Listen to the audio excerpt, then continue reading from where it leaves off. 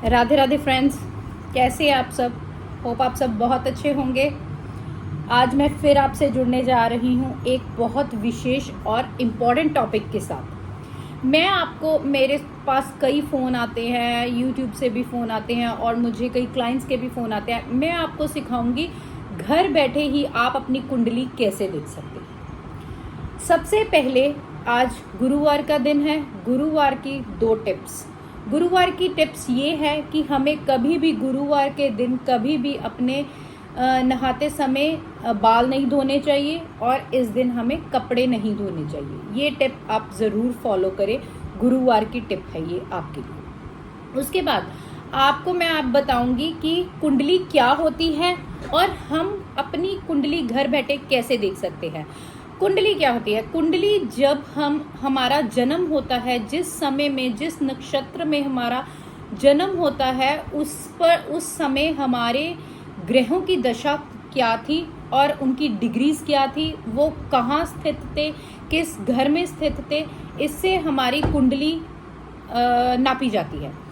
तो अब मैं आपको बताऊंगी कुंडली का फर्स्ट पार्ट है ये। फर्स्ट पार्ट ऑफ कुंडली मैं आपको थोड़ा सा बताऊंगी। स्टार्टिंग में थोड़ा थोड़ा करके समझाऊंगी कि कुंडली कैसे देखें। सबसे पहले हमें एक ऐप डाउनलोड करनी है, एस्ट्रो कुंडली। उस ऐप में आप अपना डेट ऑफ बर्थ, इस कुंडली बनाने के लिए हमें 3 चीज़ें विशेष चाहिए। कौन सी? सबसे पहली चीज़ डेट ऑफ बर्थ, इंसान का डेट ऑफ बर्थ जिसकी हम कुंडली खोलने जा रहे हैं। दूसरा, टाइम ऑफ बर्थ, जिस टाइम पर आपका बर्थ हुआ है, दोपहर को हुआ है, शाम को हुआ है, सुबह हुआ है, ये आपको ज़रूर पता होना चाहिए। तीसरा, आपका बर्थ प्लेस, क्योंकि अगर हम कुंडली में किसी बाहर कंट्री का डालते हैं प्लेस, तो उसका लैटिट्यूड या लॉन्गिट्यूड चेंज हो जाता है और उसका समय भी चेंज हो जाता है, क्योंकि हर कंट्री में डिफरेंट समय होता है। इसलिए हमें प्लेस ऑफ बर्थ भी बहुत ज़रूरी है कुंडली बनाने के लिए। अगर आपके पास ये तीनों चीज़ें हैं तो आप इजी से अपनी कुंडली बना सकते हैं। उसके बाद कुंडली में होता क्या है, कुंडली चीज़ क्या है। सबसे पहले मैं आपको कुंडली दिखाती हूँ, कुंडली बनती कैसे है।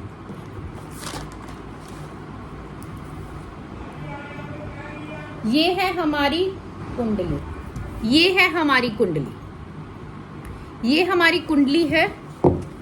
ये है ईस्ट, ये है वेस्ट, ये है साउथ, ये है नॉर्थ। ये हमारी कुंडली है। कुंडली, ये जो है हमारे कुंडली के भाव हैं। सबसे ये फर्स्ट भाव कर्म भाव, लगन भाव, first, second, third, fourth, fifth, sixth, seventh, 8, 9, 10, 11, 12। 12 भाव, 12 राशियाँ। 12 भाव, 12 राशियाँ। इस कुंडली में कभी भी हम राशि नहीं लिखेंगे, इनमें हमेशा नंबरिंग होती है। 12 भाव, 12 राशियाँ। मेष राशि, वृषभ राशि, मिथुन राशि, कर्क राशि, सिंह राशि, कन्या राशि, तुला राशि, स्कॉर्पियो वृषभ राशि, धनु राशि, मकर राशि, कुंभ राशि और मीन राशि। ये हो गए हमारे 12 भाव, 12 राशियाँ। ठीक है, आपको 12 भाव से 12 राशियाँ का इतना आपको समझ आना चाहिए कि अगर ये हमारी कुंडली है तो ये हमारा ईस्ट है, ये हमारा साउथ है, ये हमारा नॉर्थ है, ये हमारा वेस्ट है। जब भी हम कुंडली बनाते हैं, सबसे ऊपर ईस्ट, वेस्ट, इधरली साइड साउथ, नॉर्थ। अगर आपकी लगन खराब है, लगन आपका पीड़ित है, तो आपका ईस्ट खराब होगा, वो कटा होगा। स्पेशली आप अपने घर में भी चेक करना, अगर आपका ईस्ट खराब है, आपका फर्स्ट भाव खराब है कुंडली का, तो आपकी ईस्ट डायरेक्शन कटी होगी। अगर 10वां भाव कर्म भाव आपका खराब है, तो आपका साउथ भाव कटा होगा। अगर आपका फोर्थ माता का भाव वो है तो फोर्थ भाव कटा होगा। अब मैं आपको ये बताऊंगी, जो फर्स्ट भाव है, जो पहला भाव है, ये होता है हमारा लगन। लगन भाव, लगन भाव मतलब आपकी बनतर, आप कैसे हैं, आप सुंदर हैं, आप अट्रैक्टिव हैं, आप आपका कलर कौन सा है, फेयर है, ब्लैक है। इस भाव से हम इंसान की बनतर देखते हैं, हाइट लंबी है, छोटी है, बड़ी है, मीडियम है। ये भाव हमें आपकी बनतर बताता है, आपकी थिंकिंग बताता है, आप क्या थिंकिंग लेके चलते हैं, आप सेल्फिश हैं, आप दयालु हैं, आप किसकी मदद करने वाले हैं, या आप कैसे इंसान हैं। ये फर्स्ट भाव बताता है। दूसरा भाव, ये भाव होता है धन भाव। धन भाव मतलब आपको धन, सेविंग्स और धन, आप कितनी सेविंग कर रहे हैं, आप कितनी इन्वेस्टमेंट्स कर रहे हैं, आपके पास धन आने के कितने सोर्सेज हैं जिससे आपको धन आता है। अगर आपका ये भाव पीड़ित होगा तो आपको फाइनेंशियल कंडीशंस आपकी अच्छी नहीं होंगी, फाइनेंशियल प्रॉब्लम्स आएंगी। तीसरा भाव होता है, हम इसे कुंडली में 6, 8, 12 ये भावों को बुरा भाव माना गया है। 6, 8, 12 ये भावों में अगर कोई भी ग्रह, अच्छा ग्रह भी बैठता है, पॉजिटिव ग्रह भी बैठता है, वो पीड़ित हो जाता है।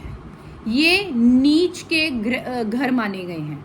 इसमें घर, नीच के घर ऐसे माने गए हैं क्योंकि इनको जो अपॉर्चुनिटीज़ मिली है, इनको जो डिपार्टमेंट दिया गया है वो अच्छा नहीं है, क्योंकि जो 6th हाउस है उसको लीगल इश्यूज का दिया गया है, जो 8th हाउस है उसको मोक्ष का दिया गया है, जो 12th हाउस है उसे लंबी बीमारियों का पता चलता है। ये तीनों हाउस नेगेटिव चीज़ों का डिपार्टमेंट इन्हें दिया गया है। अब हम थे 3rd हाउस में। 3rd हाउस से पता चलता है बहन भाई, आपके छोटे बहन भाई, उनसे आपकी कितनी बनेगी, आपका कोई बहन भाई होगा या नहीं होगा, वो आपके लिए अच्छा रहेगा या नहीं रहेगा, लाभदायक होगा या नहीं होगा, ये पता चलता है 3rd हाउस से, राइट। इससे पता चलता है छोटी यात्रा, जो हम छोटी छोटी यात्रा करते हैं अपने ही स्टेट में, अपने, ये 3rd हाउस से पता चलता है वो यात्राएं आपके लिए लाभदायक रहेंगी या नहीं रहेंगी। चौथा घर होता है माता का। माता मतलब मदरलैंड। अगर आपका ये घर में कोई नेगेटिव ग्रह बैठ गया तो आप अवश्य बाहर या अपने बर्थ प्लेस से दूर जाएंगे, क्योंकि आपका अगर माता का ग्रह पीड़ित हुआ तो आप अवश्य अपनी मदरलैंड से कहीं दूर जाएंगे, मदर स्टेट से कहीं दूर जाएंगे, लेकिन वो ग्रह आपकी माता को भी पीड़ा लेके आएगा। ये मदर हाउस है। 5th हाउस जो होता है, ये होता है संतान का। आपको बच्चा होगा, कैसे होगा नहीं होगा, ये 5th हाउस बताता है। हम जब भी संतान के बारे में देखते हैं तो 5th हाउस से देखिए। 5th हाउस एजुकेशन भी देता है, ये आपको एजुकेशन के बारे में भी बताता है, आपकी एजुकेशन कैसी रहेगी। छठा भाव मैंने आपको बताया है लीगल इश्यूज, गवर्नमेंट के साथ आपका कैसा रिलेशन रहेगा, आप किसी लीगल इशू में फंस गए, आप किसी कोर्ट कचहरी के चक्कर लगा रहे हैं, तो वो आपके लिए अच्छा होगा या नहीं होगा, ये यहाँ पर प्लेसमेंट ऑफ प्लैनेट बताएगा। 7th हाउस मैरिड हाउस, पत्नी का भाव, पति की पत्नी का भाव, पत्नी के पति का भाव। अगर किसी का मैरिड हाउस पीड़ित है तो वो इंसान की शादी या तो लेट होगी या होकर टूटेगी या बहुत डिलेज होंगे शादी में। ये मैरिड हाउस है, ये पार्टनरशिप को भी दर्शाता है, ये हाउस पार्टनरशिप को भी दर्शाता है।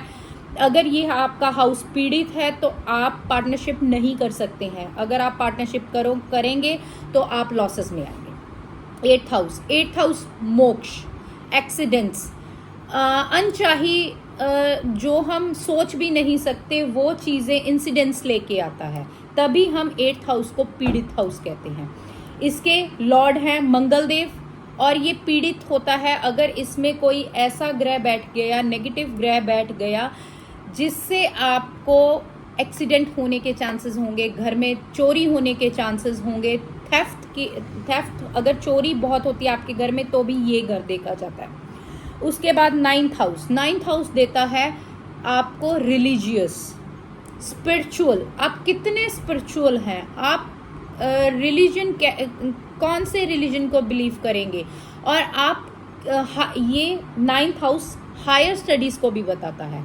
हायर स्टडीज़, आप कितनी पढ़ाई करेंगे, आप कितनी क्षमता रखते हैं कोई भी चीज़ ग्रैब करने के लिए और पढ़ने आगे लर्न करने की आप में क्या क्षमता है। 10वां भाव कर्म भाव, शनि का भाव। कर्म भाव मतलब आप क्या काम करेंगे, आप जॉब करेंगे, आप बिजनेस करेंगे, वो अगर आप पूछते हैं तो हम 10th हाउस से बताते हैं। 11th हाउस है छोटी मोटी बीमारियों का हाउस। उसके बाद यहाँ से हम प्रॉफिट्स भी देखते हैं कि आपको कितने प्रॉफिट्स होंगे और वो प्रॉफिट्स आप आगे इन्वेस्ट करेंगे। ये प्रॉफिट्स का हाउस भी है, छोटी मोटी बीमारियों का भी है और आगे प्रॉफिट्स का भी है। ये भी शनि का घर है। 12th हाउस बृहस्पति जी का घर है। इससे पता चलता है foreign travels, long travels. Foreign travels का तो पता चलता है 9th हाउस से, लेकिन इससे 12th हाउस से पता चलता है कि आप फॉरेन जाकर सेटल होंगे या नहीं, आपकी सेटलमेंट का योग है या नहीं। इससे 12वें भाव से पता चलता है फॉरेन सेटलमेंट का घर है ये। और 12वां भाव आपका होगा long term health relations, health issues. Long term अगर आपको बहुत लंबी बीमारी चल रही है, वो भी 12वें भाव से आपको पता चलेगा कि आपको क्या बीमारी है और कौन सी बीमारी है जो लंबे समय से आपको चल रही है। ये तो हो गए हमारे 12 भाव। और कल फिर मैं आपको और आगे विशेष बताऊंगी, विस्तार से बताऊंगी। ये यहाँ हम समाप्त करते हैं। इतना सा आपको देखना आ गया कि क्या हमारी कुंडली है, कैसे बनती है, क्या क्या उसके भाव है।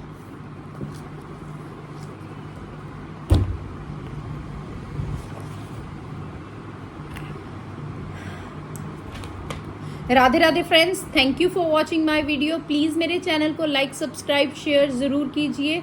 मैं आपके लिए और नई जानकारी लेकर कल फिर हाजिर होंगी। राधे राधे, तब के लिए thank you for watching my